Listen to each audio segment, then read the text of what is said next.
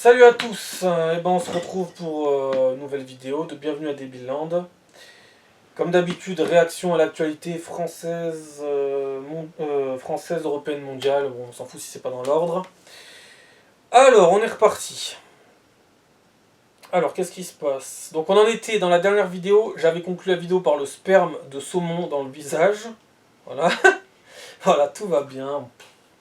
S'il y avait que ça, hein, limite, hein, s'il y avait que ça. Limite, ça serait franchement... l'humanité se porterait pas si mal, finalement. Hein. Franchement, s'il y avait que du sperme de saumon dans le visage, je serais même prêt à en prendre, moi aussi. Et je pense que vous serez tous prêts à en prendre. Hein, voilà. Une bonne... comment j'allais appeler ça? Une bonne éclaboussure de sperme de saumon dans le visage. Ça peut que faire du bien, franchement. Alors c'est vrai que moi, en général, quand je mange du saumon... Alors déjà, j'en mange pas tous les jours, mais quand j'en mange... Je m'imagine pas qu'il y en a qui mettent du sperme de saumon sur leur visage. Bon. Grand bien leur face. Faites attention, si un jour il n'y a plus de saumon, il n'y aura plus de sperme de saumon aussi. Hein. Ça aussi, il faut être très écolo par rapport au sperme de saumon. Hein. Voilà. C'était la petite parenthèse écologique. Hein. Le film Le Comte de Monte Cristo dépasse les 9 millions d'entrées en France, devenant ainsi le plus grand succès de la carrière de Pierre Ninet. Source Le Figaro. D'ailleurs, il faudra que sur notre chaîne, on s'attaque à un moment donné, peut-être dans quelques jours, à la critique enfin du Comte de Monte Cristo. Voilà. Mais ça me laisse dubitatif un petit peu. Enfin bon. Que 9 millions? Pas plus en France? 67 millions d'habitants, 9 millions pour le Comte de Monte Cristo, ça fait des mois et des mois qu'il est en salle, il y est encore. Ça me paraît un peu... Ça me paraît pas être si important que ça, quoi. C'est déjà beaucoup, mais c'est pas énorme, en vrai. 67 millions d'habitants, 9 millions d'entrées, c'est pas énorme, en vrai. Hein. Pour un film aussi bon, qui est en salle depuis quasiment 6 mois. Hein. Et qui y a encore, dans beaucoup de cinémas. Flash, SFR souhaite redevenir l'opérateur préféré des Français. Flash, les matchs de Ligue 1 seront interrompus et l'équipe à domicile sera déclarée perdante en cas de chant homophobe, a annoncé le ministre des Sports, Gilles Averrousse. Donc voilà, la sanction c'est soit on tape au portefeuille, et c'est clairement ça, puisqu'il faut quand même payer l'entrée pour aller voir un match, hein, faut quand même se payer son ticket, son billet d'entrée, et puis c'est on va t'enlever... ton petit plaisir du week-end, ton équipe de Ligue 1 qui va gagner ses matchs ou qui ne va pas les gagner. Voilà. D'ailleurs, pour certains supporters, c'est la triple sanction, hein, la quadruple, la quintuple sanction. Parce que si tu vas en plus pouvoir ton équipe faire de la merde sur le terrain, et qu'en plus tu as un match interrompu alors que ton équipe est en train de gagner, de prendre les 3 points, et que d'un coup il y a les supporters adverses qui se décident de faire des chants homophobes, bon bah c'est bon, tu perds. Tu perds sur tapis vert, voilà, 3-0, goal average, etc. Et puis à la fin, tu seras peut-être relégué à cause des chants homophobes. Tu iras en Ligue 2, à cause de certains matchs avec certains chants homophobes et racistes. Bref, c'est magnifique. C'est magnifique. Alors oui, c'est que du sport. Mais quand notre société n'est même plus capable de faire des événements sportifs chaque année, puisque c'est des saisons chaque année, hein, qu'on n'est plus capable d'aller voir un match de foot sans faire des chants homophobes. De toute façon, ça n'a pas lieu d'être. Ça n'a pas lieu d'être. C'est... Et en plus, vous savez que, bande de cons, vous savez que dans les tribunes, vous pénalisez vous pénalisez tout le monde, vous pénalisez même vos enfants qui viennent avec vous, et vous pénalisez aussi le football et aussi votre équipe. Parce que je vous rappelle que il y a forcément des homosexuels qui jouent pour votre club. Hein. Il y en a forcément. Hein. Il y en a forcément eu. Hein. Vous êtes bien contents quand les PD marquent. Hein. Là, ils sont bien contents que les PD marquent. Hein. Vous vous rendez compte comme ils sont cons? Si on vous dit que, par exemple, le joueur qui a mis un triplé aujourd'hui est un PD. Enfin, un homosexuel, plus précisément. Mais j'essaie de parler aux Mongoliens. Hein. Je leur parle avec leurs termes. Hein. PD. Hein. Voilà.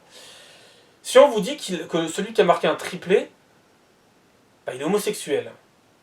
Ils vont te dire non, non, c'est pas possible, il a marqué un triplé, il est viril, etc. C'est pas un homosexuel.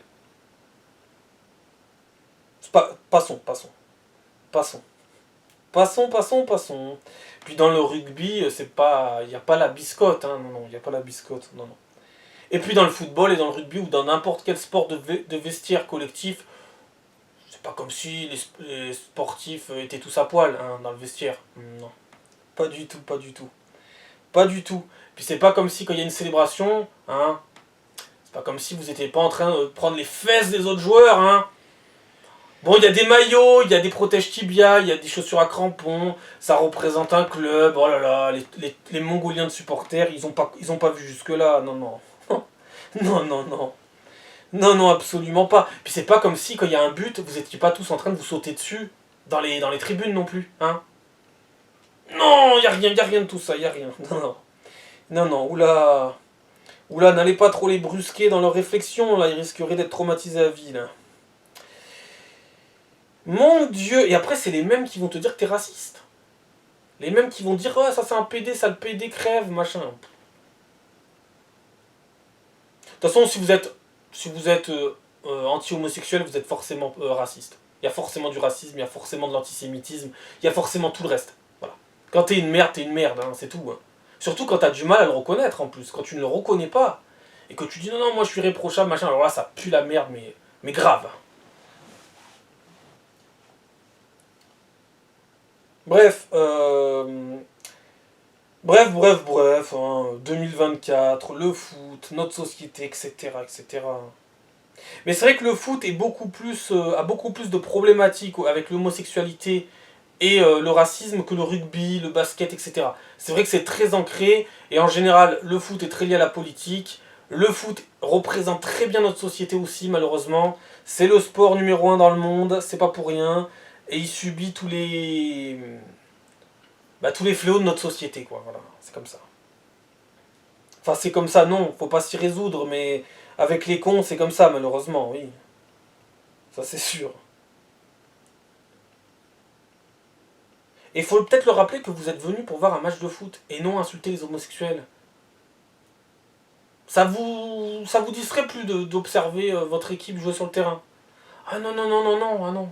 Surtout pas quand ils gagnent en plus. Quand ils gagnent, non, non. Il faut gueuler des chants homosexuels. Des chants contre les homosexuels. Faut sortir les bananes. Faut faire des cris de singe, etc., etc. Mais ces gens-là ne sont pas racistes. Pas du tout. Misère de misère. Pour motif de menace à l'ordre public, la préfecture retire son titre de séjour de 10 ans à un Algérien multidélinquant. Le tribunal annule la décision car l'accord franco-algérien de 68 ne prévoit pas cette notion. Donc le français moyen est con. Hein. Voilà. Un jour, de toute façon, il faudra arrêter avec l'accord de 68. Hein. Voilà. C'est terminé ça. Hein. Fini. Au revoir. Les Algériens n'ont pas à avoir plus de privilèges que n'importe qui. On s'en tape. On s'en tape. Ah, misère. Maillot anti-juif dans le métro parisien. Le suspect est Mehmet, 28 ans, sans profession et vit encore chez ses parents. Un examen psychiatrique révèle qu'il ne s'agit pas d'un geste de folie. Il sera jugé prochainement. Et il prendra quasiment rien, bien évidemment. Hein, bien évidemment. Alors encore, bon, vous dites qu'il est sans profession, à la rigueur. Mais à quoi ça sert de préciser qu'il est encore chez ses parents? Ça va pas déterminer grand chose en vrai. Hein. Même si vous allez essayer de trouver des explications, ou surtout des excuses plus précisément. Puisque c'est ce que vous faites là et partout de toute façon. Donc, Mais ça dépend le profil, hein, bien évidemment, ça dépend toujours le profil. Pamiers 09, un mort dans une rixe. Et oui, encore une fois, on va essayer d'expliquer ce qui se passe. C'est une rixe, voyons. Ce n'est pas du tout un fléau de notre société, c'est une rixe. Ça explique. Voilà, ça explique rien du tout, mais ça explique. Un mort dans une rixe sur plusieurs sites impliquant 6 personnes. Faudel. L'auteur du coup mortel serait d'origine algérienne et en situation irrégulière. Alors c'est pas qu'ils sont en situation irrégulière qui pose problème, hein. C'est que ce soit un individu merdique. Eh ben oui. Eh ben oui. Juliette Briens, Mouche Thomas Guénolé. Vous avez pris la pédophilie comme prétexte pour haïr l'Église catholique. Cela vous a moins dérangé de vendre vos tribunes à Libération, qui eux en ont fait la promotion. Tollé à Poitiers, des plaques de rue rebaptisées au nom de leaders du Hamas, dont celui de l'islamiste Ahmed Yassine, fondateur du mouvement et frère musulman, l'action relayée par les jeunes communistes locaux.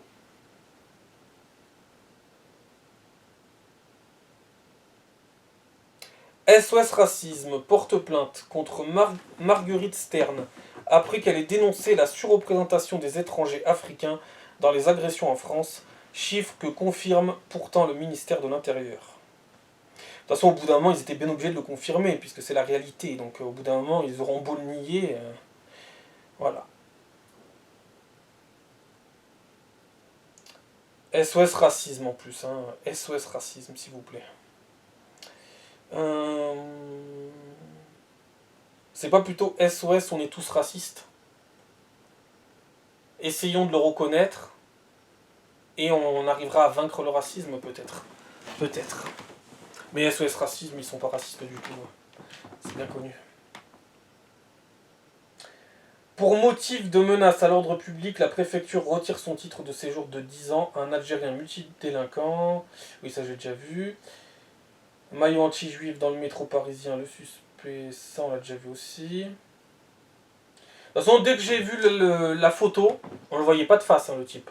Mais tu pouvais être sûr que c'était un maghrébin, c'était quasiment sûr. Ça n'a pas loupé. Un Français d'origine maghrébine. Tollé à Poitiers. Des plaques de rue, oui, ça je l'ai déjà lu.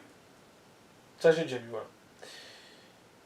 Une mesure similaire en place depuis juillet 2019 en Italie a fait déserter de nombreux supporters des stades, afin d'identifier ceux qui sont responsables des chants et des propos homophobes dans les stades de football. Le ministre des Sports, Gilles Averrousse. Apparemment, ils se sont inspirés de l'Italie. C'est bizarre, ça aussi. Des policiers en civil seront placés dans les tribunes des stades de football pour repérer les fauteurs de troubles. Vous ne les verrez pas, a déclaré Bruno Retailleau. Ben, on ne les verra pas, surtout s'ils n'existent pas, en fait. Si c'est juste des choses que vous inventez et qu'il n'y a en fait aucun policier dans les stades, forcément, on risque pas de les voir. Et puis quand on en arrive à la... voilà. Mais bon, il faudra remonter à la source des problèmes à chaque fois et pas arriver en plein milieu ou à la fin. Hein. Enfin, à la fin 2024, hein, pas à la fin... pas à la fin. Hein. Mais comme ils prennent jamais le problème par le bon bout, forcément, ça peut pas faire.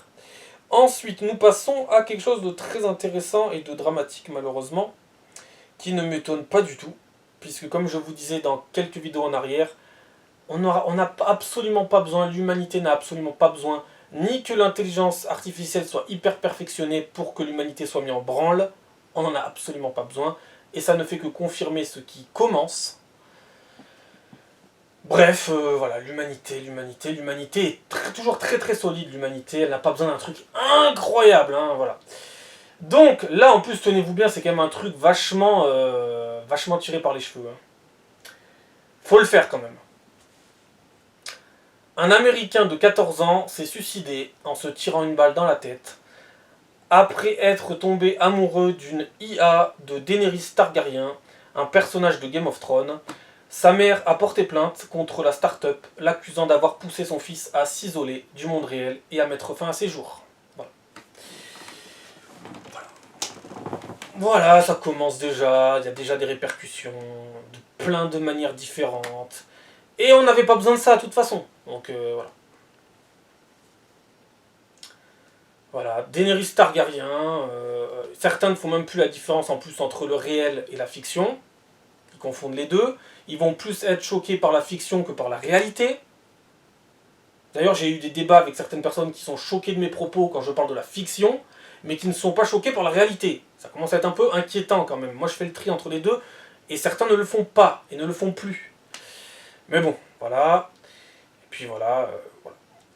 Ce qui devait arriver arriva, ça commence déjà à toucher les gens, ça continuera, de toute façon, il n'y a pas non plus besoin d'un truc incroyable, c'était sûr et certain, et ça se multipliera puisque l'humanité n'a jamais eu besoin de quoi que ce soit pour ça. Bref, ensuite, et je vais pas tarder de conclure cette vidéo, et puis ça en dit long sur la misère sexuelle, affective, etc. Alors, l'armée israélienne a tué plus de 770 Palestiniens en 19 jours à Gaza. Après, ça serait bien que vous disiez ce qui vous arrange et ce qui vous arrange pas, et pas que ce qui vous arrange, encore une fois. Flash, ah oui, non, ça je l'ai déjà lu. Donc on en était à l'international marocain Abdelaziz Barada, qui a joué à l'OM, est décédé à l'âge de 35 ans d'une crise cardiaque. Voilà, donc grosse pensée à Abdelaziz Barada, ancien joueur de l'OM. C'est là qu'on voit que oui, tu as toute la vie devant toi, mais en fait non, pas vraiment. Hein. Ça dépend de ce que tu vas rencontrer sur ta route. Voilà. Donc grosse pensée à lui et à sa famille. Voilà. 35 ans, hein, voilà. Crise cardiaque. Donc voilà, c'est pas que quand... Les gens en fait, ils réalisent que quand quelqu'un de leur famille ou de leurs proches est dans le cercueil, c'est là qu'ils réalisent que la vie est courte, que beaucoup de choses peuvent se passer, que le fait d'être jeune ou le fait d'être vieux ne détermine pas tout du tout. Et c'est souvent quand les gens sont entre quatre planches que les gens réalisent que on n'est pas éternel, on n'est pas immortel, et qu'il faut profiter de la vie au maximum, du mieux qu'on peut, hein, au maximum, et ne rien regretter. Voilà, c'est important de le préciser. Parce que souvent les gens ne réalisent ça que quand, par exemple, quelqu'un a été tué par quelqu'un, enfin quelqu'un a été fauché par une voiture, quelqu'un a été tué par un tueur en série, ou quelqu'un issu de l'immigration, etc.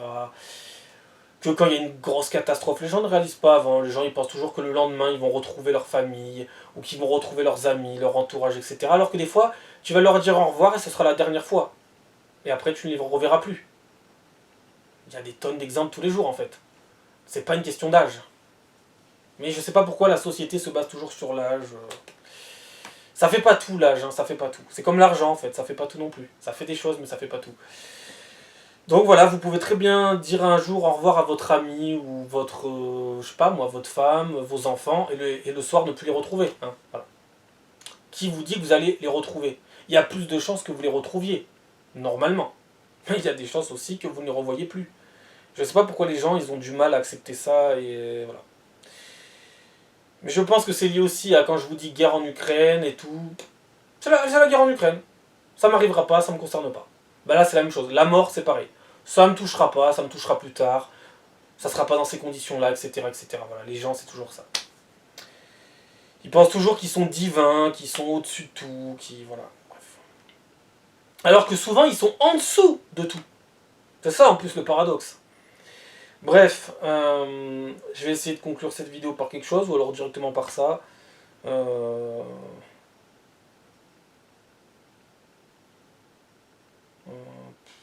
Le député Nouveau Front Populaire de la Réunion, Frédéric Maillot, souhaite qu'on cesse d'utiliser l'expression « travail au noir », ce serait raciste. Ça j'ai déjà lu. Les pavillons sous-bois 93, à contresens au volant d'une Porsche louée au Luxembourg, un chauffard percute une voiture, tue sa conductrice et prend la fuite. Bon, comme d'habitude, hein, la société de j'assume rien du tout, comme d'hab. Surtout si t'es pas en tort, admettons t'es pas en tort, ça peut arriver que tu sois pas en tort. Pourquoi tu prends la fuite si t'es pas en tort? Bref. Saint-Jacques de la Lande, 35, Willem, artiste et père de famille, battu à mort par 5 jeunes, déjà connus de la justice. Il jouait au foot avec sa tête, a déclaré son père au tribunal. Voilà, aussi ça c'est pareil, alors ils comprennent pas que du jour au lendemain on peut mourir, mais ils n'ont aucune notion maintenant, plus aucun respect pour la vie humaine. Ils n'ont à la fois plus aucun respect pour la mort et plus aucun respect pour la vie. Voilà. Plus rien n'a de sens avec beaucoup d'individus. Et après, ils vont te dire, ah mais non, mais je croyais que c'était pas réel, je croyais que c'était dans une série ou que c'était dans un jeu vidéo. Ben non, c'était réel en fait.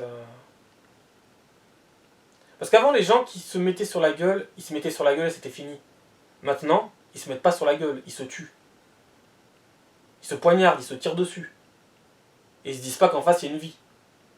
Qu'en face, il y a une personne, qu'en face, il y a des conséquences, qu'en face, il y a une famille. Pour beaucoup, en face, il n'y a rien en fait. Il y a juste un problème.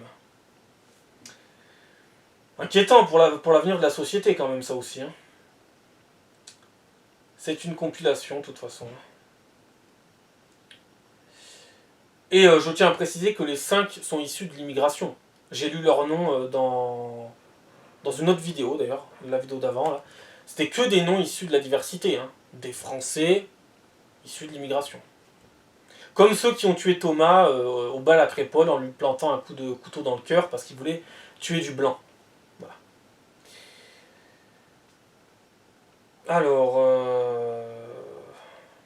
il me reste quoi pour conclure cette vidéo Les pavillons sous bois, contresens au volant d'une Porsche, ça je l'ai déjà lu.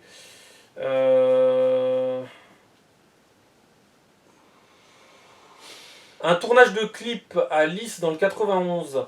Un tournage de clip de rap réunissant une trentaine d'ados qui exubéraient des marteaux et autres armes blanches, et pas armes noires, hein, bizarrement, dégénère, les gendarmes visés par des tirs de mortier. Hauts-de-Seine 92. Pour motif de menace à l'ordre public, la préfecture retire son titre de séjour de 10 ans à un Algérien multidélinquant, mais l'accord de 68, ouais, ça j'ai déjà lu. Par quoi je peux conclure ?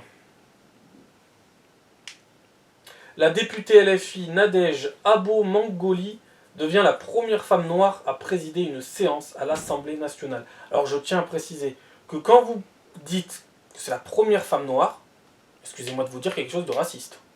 Ah bah oui. Quand vous dites c'est la première femme noire, pourquoi préciser ça ? Si elle est comme vous, pourquoi, encore une fois, préciser sa couleur de peau ? Si on fait société, si elle est comme vous, pourquoi mettre en avant l'exception ? Ah, c'est encore une femme noire, machin. Et en plus, je pense que... Alors c'est très bien, hein, c'est très bien. Je sais pas pour quelle raison elle est là. Peut-être que c'est des raisons hyper racistes qui ont fait qu'elle est là. C'est peut-être même pas le fait qu'elle ait grimpé les échelons de la société. Et ensuite, si ces gens-là pouvaient aussi, également, être à l'Assemblée nationale de leur pays africain, je pense que ça serait beaucoup mieux. Mais on va tout de suite dire que t'es un raciste, un nazi, etc. Et que tu es intolérant. Le retour des nazis, etc. Ils vont sortir de l'océan avec leurs anciens bateaux, ils vont sortir de terre, etc. etc., etc., etc. Hein, les bombardiers, etc. etc. Hein, voilà. Le retour des heures les plus sombres, le bruit des bottes, etc. Alors, le problème, c'est que, faudrait peut-être qu'ils soient déjà députés dans leur pays. Mais oui. Je sais pas. Après, je sais pas pour quelle raison elle est arrivée là. Peut-être pour des bonnes raisons, peut-être pour des mauvaises, parce qu'on vous dit pas tout. Et ensuite, pourquoi préciser que c'est la première femme noire ? Voilà. Voilà, on va finir là-dessus, je crois. Hein. À présider une séance, hein. Parce que les autres, elles l'ont pas faite. D'accord. Ça aussi, c'est bizarre. Bref. Voilà. Comme d'habitude, dans le sens des priorités, apparemment, c'est pas le même pour tous.